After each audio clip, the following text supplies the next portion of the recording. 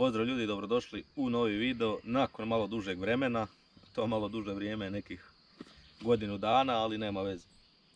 Danas na testu, na recenziji ili kako god hoćete to nazvati, BMW 7 E38 95. godina. Ajmo prvo ugasiti ova svjetla, pošto bude nam izvuk na struju, a onda ćemo malo reći oko auta, otvoriti motorni prostor da vidite i ostale stvari. Sad ćemo malo reći šta smo mijenjali sve na motoru i koji je motor, naravno koja kodna oznaka. Radi se znači o M60B30 V8 motoru. Na motoru smo inače kad sam ja kupio auto stvarno, ne znam da li sam već spomenuo, bio u lošem stanju. Imao je na pola plin, bez boce je bio, to nije bilo ni atestirano. Ima i injektore tu gore, nekakve od plina, crijeva nekakva, svašta nešto uglavnom. Sve smo počupali van, odmah sam zamijenio i brtve usisa dolje kad smo to radili, pošto sam morao iščupati cijeli ovaj usis van normalno da bi zabrtvili rupe koje su bile od plina, izvadili te injektore i crijeva. Zamijenjena je vodena pumpa, sve rolice su zamijenjene visko, znači ja vam ne mogu opisati, ali ovaj tu remen, mikro remen i pumpa su ovako išli, znači toliko je lufta bilo na pumpi, to je bilo nevjerovatno. Auto je išao za živo čudo, niti curila voda, ništa, auto je išao. Uglavnom da ne duljimo puno sa kvarovima koji su bili, auto što se tiče ovako kao cijelina je manje više mehanički ispravan, nije još skroz, ali da bi bio mehanički ispravan trebamo zamijeniti znači centralna spona koja ima lufta. Križ volana nam ima lufta, znači svi dijelovi s UGP-ku sam treba zamijeniti i treba zamijeniti poklopac, to jest brtvu poklopca ventila, jer curi malo ulje tu unutra među injektor, to jest među svječice i bobine, pa se onda malo tu kratki spoj desi, pa malo ne radi jedna strana, pa malo druga. Ajde dosta oko tih gluposti, tu znači rekli smo V8 motor M60B30, farovi ovi su original, samo ne znam koliko znate, ne dolaze s ovim Angel Eyesima, unutra budu plastike koje su meni požutile, te plastike su maknute van i sad treba još izvaditi, rastaviti opet far, izvaditi ove tu sive, ove što idu oko svjetala. Mislim postali su sive s vremenom, pa ćemo ih prefarbati u crno. Motor treba oprati cijeli, takav je kakav je trenutno. Uglavnom treba srediti estetski auto, ali auto ovako je manje više u redu. Ovdje da vidimo ovo, znači od estetskih dijelova kao što sam rekao, znači treba ga estetski cijelog, ja mislim da treba ga cijelu prefarbati sigurno. Ovdje je puknut branik, tu, prednja hauba, bože sačuvaj. Ovo tu sa strane treba pragove riješiti, tu mi se čini da je udaren dolje, nisu hrčavi, ne znam da li su rađeni ili nisu, možda čak i jesu, mislim da je auto bio u udesu, u prometnoj nesreći. Zadnji prozori su zatamnjeni, to sam ja išao zatamnjivati kod nekog, ne znam, ja mi se sviđa, vam se ne sviđa, da ne pričam puno o tome. Znači sve ove crne, lajsne, plastike, kako god hoćete, sve ih treba prefarbati u crno, prešmirgli dobro. Meni se čini da je to već neko farba, ovdje malo približiti tu. Ovo meni izgleda kao da je već farbano, nisam siguran, ali mislim da je.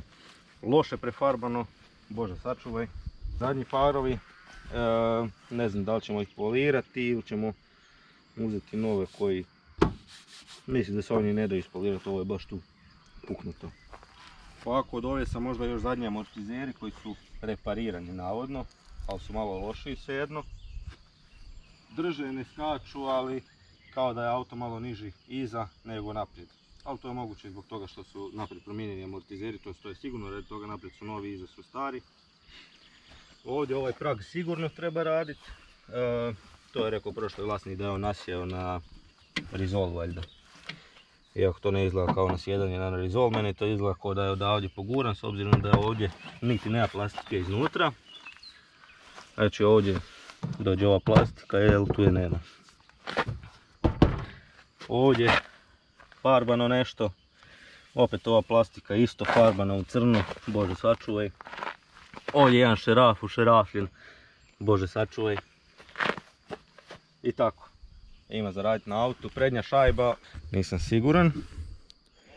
Ovo bi bilo možda i neki običan crni silikon. Tehnički pregled do 8. mjeseca ove godine, bar mislim da je do 8. šta piše. Je do 8. a onda ćemo vidjeti da li ćemo ga registrirati ili nećemo, ili će čekati bolje dane da se popravi. Prednji branik prije mjesec dana. Ja idem u rikverc prek rizola i jebi ga, malo sam ja. Nije bio visoko ovoga ni rizol ni ništa, nego jednostavno kad su prednji krutači udarili od rizol, auto je spustio se dolje, tu je zapeo. Možda ne bi ni zapeo da je bila ispod plastika ova od motora, ali sam ja skinuo i potrgao sam tu na pola. To svejedno treba, znači cijeli taj dio tu donji, znači ovo tu crno, ovaj tu crni dio do zada na braniku, to sve treba uzeti bijele dijelove i staviti da bude auto cijeli bijeli.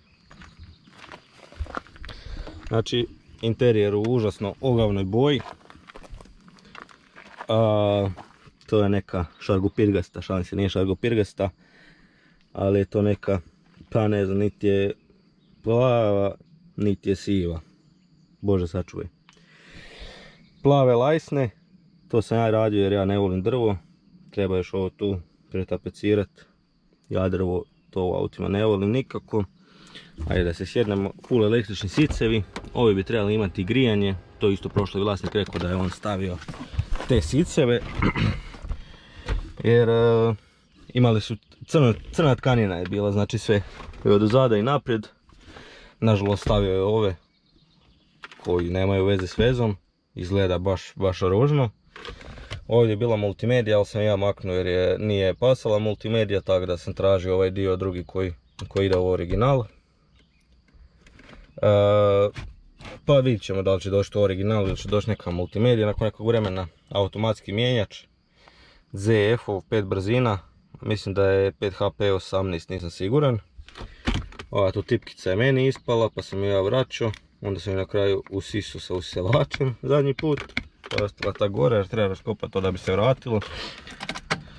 Auto na satu 269.633 originalnih kilometara. Pikseli ne rade, to je normala. Lampica od airbaga svijetli, isto normala za ovaj auto. Goriva malo, potrošnja, šta kaže za potrošnju? 39,5, dobro, troši 39,5, troši od nekih 15 do 20 litara gradske vožnje. Malo manje možda ako je otvorena vožnja, ali tu je oko 15 litara se drži. Ovdje normalno šerafi, gdje ću bez šerafa, naprijed nazad. Borići. Znači auto se ne vozi trenutno, zato je u tako malo lošem stanju. I trenutno fokus manje više na ovom dijelu izvana da se napravi, a onda ćemo lako ovaj dio unutra. To jest bitnije mi je da se napravi da je tehnički ispravan i mehanički, pa ćemo onda ovo lako. Tu ovo dolje pokazujem zato što tu dolje fali lajsna, znači s ove strane je lajsna, ova tu tamo nema. Ovdje je isto ovo polijepljeno sa nekakvim vrućim ljepilom i dolje su, ako se ja dobro sjećam, stavljeni šarafi. Da, to je isto prošli vlasnik radio, pojme nemam, ručna, znači tako, na nogu.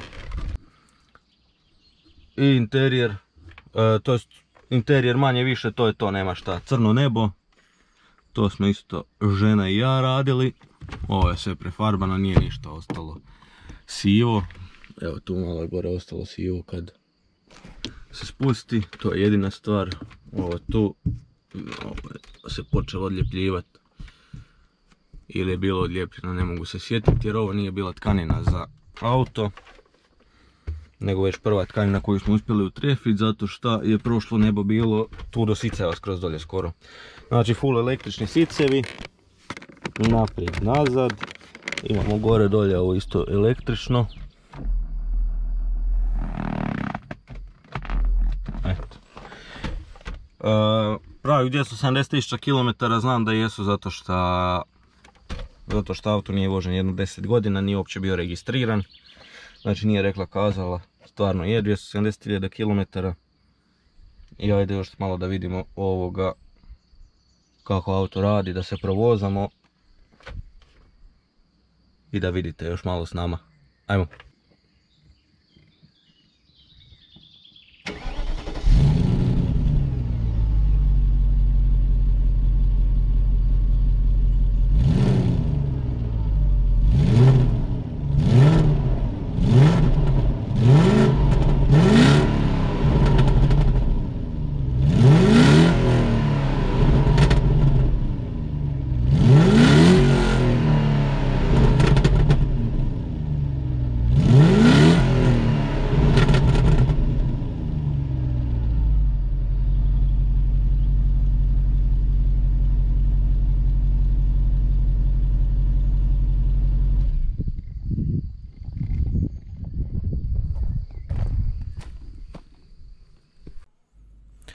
Nažalost, video vožnje su uništili jaki vjetrovi prouzrokovani ovim jako brzim autom.